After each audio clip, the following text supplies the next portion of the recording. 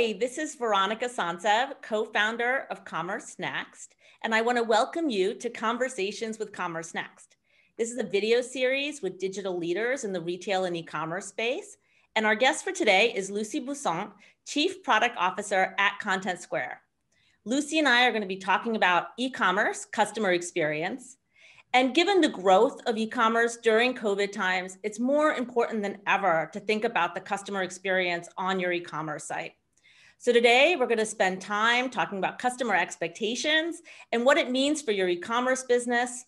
But before we dive in, I want to start with introductions. Lucie, if you could introduce yourself and tell us about what you're doing over at Contentsquare. Yeah, of course. So first of all, thank you so much for having me today. It's always a pleasure. So I'm Lucie. I'm the Chief Product Officer at Contentsquare. Obviously, I'm French. I've been living in the US for 2 years now, but have been with Contentsquare for 8 years. So the company goes from 5 employees to almost 800 now, and 5 clients to more than 1,000. So it has been a very exciting journey. And I'm very happy to be able to share with you today's what we saw with our client, but also the result of the survey we did with Contentsquare, CommerceNext, and BizRate with very, very interesting insights. Awesome. Well, I'm excited to start digging right into that. I guess to start off with, let's talk about how online shopping behaviors have changed since the start of the pandemic. Lucie, what are you seeing? So I have to say it has been crazy. I don't know if you've seen these funny images, who's driving digital transformation in your company? Is it the CEO? Is it as a CTO, or is it COVID? And I think we can say that it's COVID. Overnight, digital has become a necessity for all people, young people, everybody. And what we see is that 80% of the people declare that they have bought more this year online than the previous year. And actually, a McKinsey report says that in a year, the gap or the digitalization that happened this year is the equivalent of what would have happened in 10 years without COVID. So it's really the transformation of our behavior is really impressive.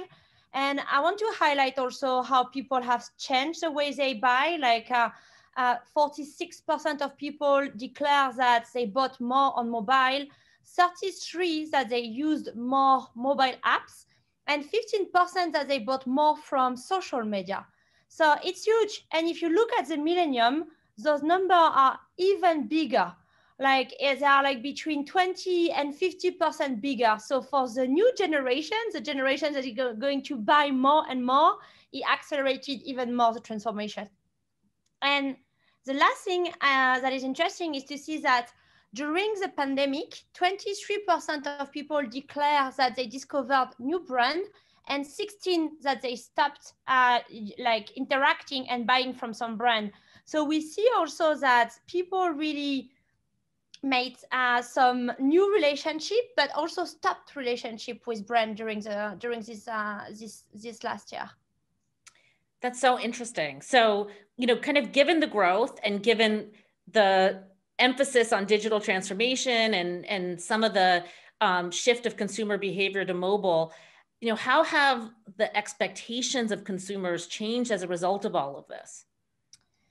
I think to answer this question, we need to step back a little bit and think about what this year has been for everybody, how the storm that hit us, how challenging and complicated it has been for everybody between the pandemic, the economic impact, the social impact in the US, even more with the election.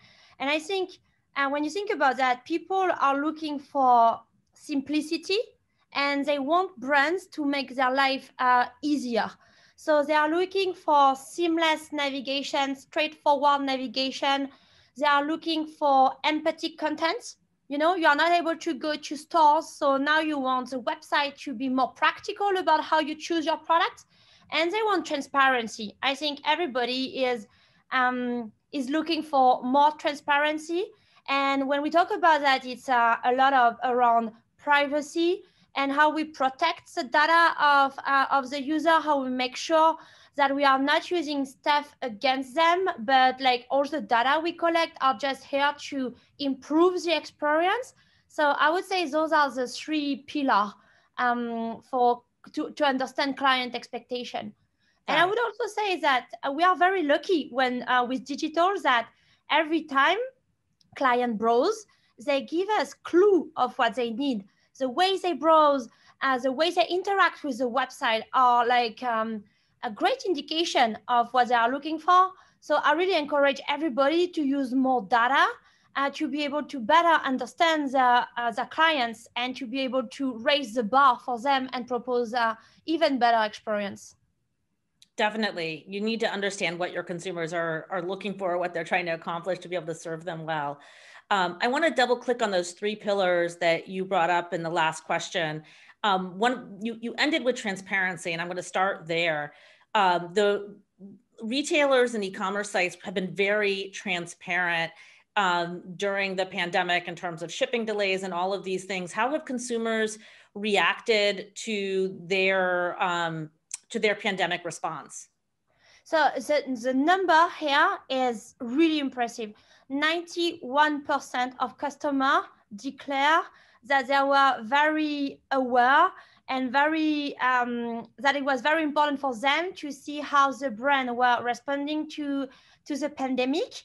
It's such a huge number. And what they noticed and what they liked about this transparency is brand being super transparent about the logistic issue they were facing, and being transparent about, okay, we might have some delays, but it's okay. And I explain you why, and I explain you what we are doing to make your package trackable and make sure you get what you order.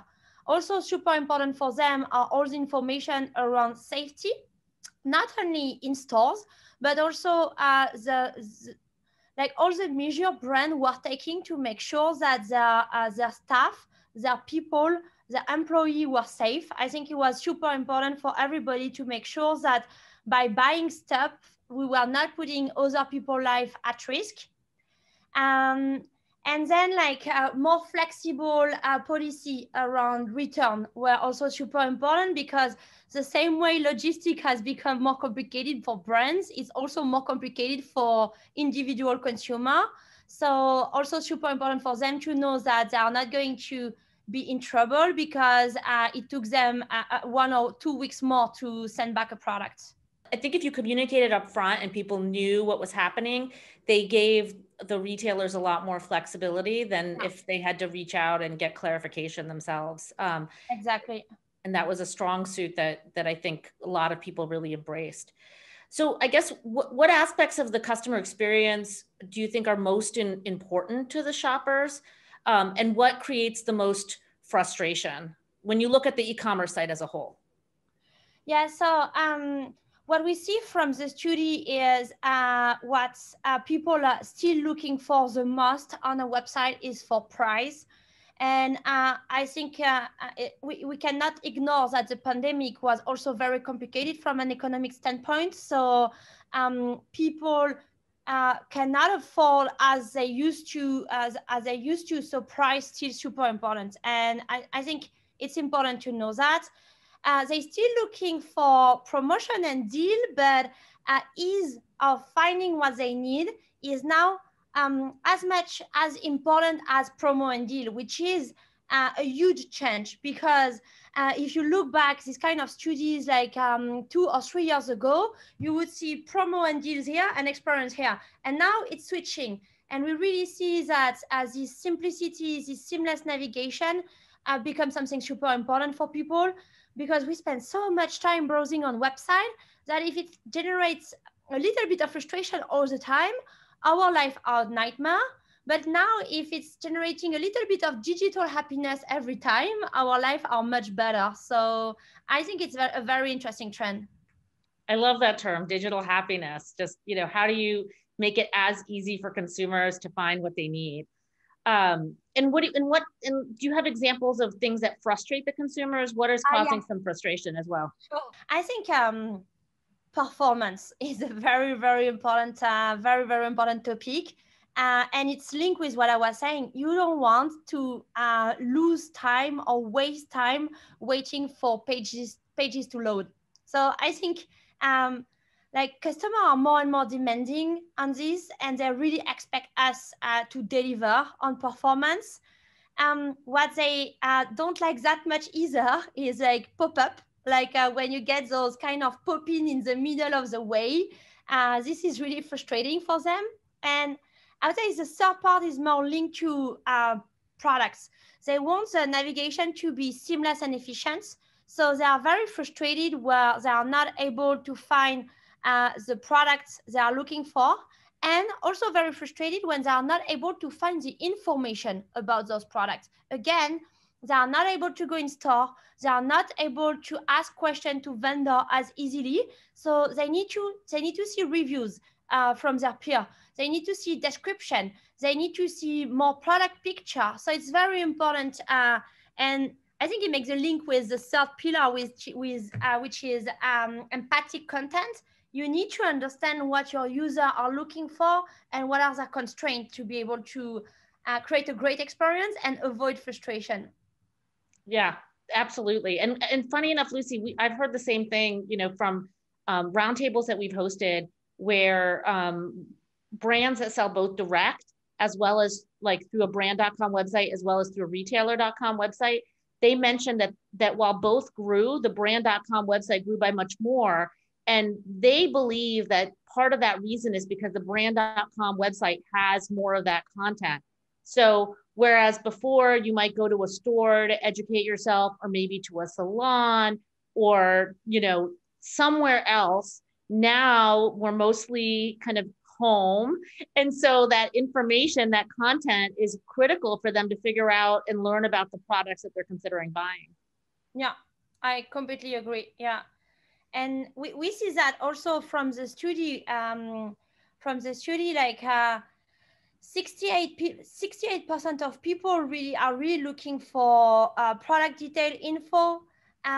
Almost 50% of them are looking for product review when they choose a product. 40% of them really care about product images and video. Side-by-side comparison is also something super important. People need to leverage the website much more to inform their decisions. So all those assets of the website, like the product content, the reviews, the size guide, the how-to, now have become much more important, because this is how people get informed about what they're going to buy.